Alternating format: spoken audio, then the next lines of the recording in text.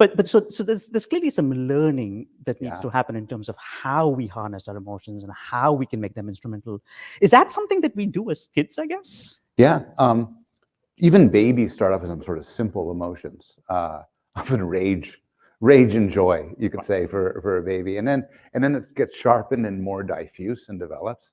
And absolutely, we need to trade off between our emotional responses and our rational decision making sometimes. And this is a long developmental course, and some people our age haven't quite mastered it yet. But so it does develop, and it differs also from culture to culture. There are cultural differences in whether or not it's appropriate to show anger, the extent to which it's appropriate to show affection and love. In some way, emotions have evolved for sort of the human project, getting along as social beings, but the specific problems of a society in India versus Japan versus Toronto is somewhat different, and we have to titrate. Got it. And when we move from country to country, for instance, we often have to realize, for all sorts of our behaviors and our habits, have to sort of modulate them properly. So on the theme of sort of moving from country to country, I think there's a section in the book, there's a chapter called Uniquely You, where you in fact talk about the fact that people focus on differences, focus on things that are unique to themselves. I remember a conversation with Richard Taylor where he was saying that, at least in his work, people are a lot more like each other than they are unlike each other, but yet we tend to focus on differences. Why is that? What's it about differences that? Yeah, it's a way in which, as people, we're different from us as scientists. So, if I want to introduce you to a friend of mine, I wouldn't say, oh, he has emotions and feels anger when cross and hungry when he doesn't have food for long enough, and he's able to perceive the world through his eyes, and he's able to understand language and produce sentences. You say, well, of course he is.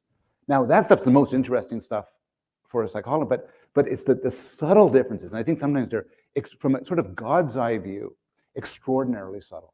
It's like but for us they're critical.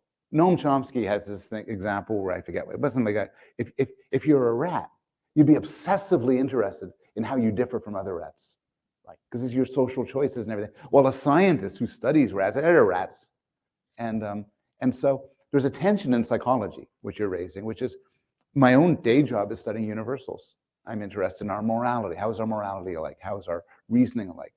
But we also have to cope with differences, and that's sort of what intrigues us most, because it's what matters most. Because for one reason, we're constantly in a position to make social choices. Right. Who's my friend? Who's my lover? Who's my enemy? Right. On the subject of differences, there's a section in the book where you talk about personality and personality tests. You make a reference to the MBTI, the Myers-Briggs type. Yeah. You don't like it very much, do you? No. Are you a fan of Myers-Briggs? No. I don't. I hate to start fights, but now nobody that knows me would call me a fan. Yeah. No, it's horrible. It's incredibly bogus. But tell us a bit about why, because the reason I ask is it is an incredibly popular. It is amazingly popular. I've heard some numbers like 100 million people get tested every month or something like that. It is. Sometimes people email me and they start by telling me their Myers-Briggs category. Like I'm I forget what it is. ABCD. Exactly. One reason why it's bad among many is it does this weird thing where it puts people into discrete categories. And so you're either this or you're that. But even if you knew nothing about psychological testing, you'd say, well, don't people come in gradients? So imagine, suppose I said, I'm going to call everybody in the audience either an introvert or an extrovert. Can you see how that's horrible? I mean, basically, it's more on a continuum. Might be more complicated than that, but at least it's on a continuum. Some people are more extroverted than others, some people more introverted than others.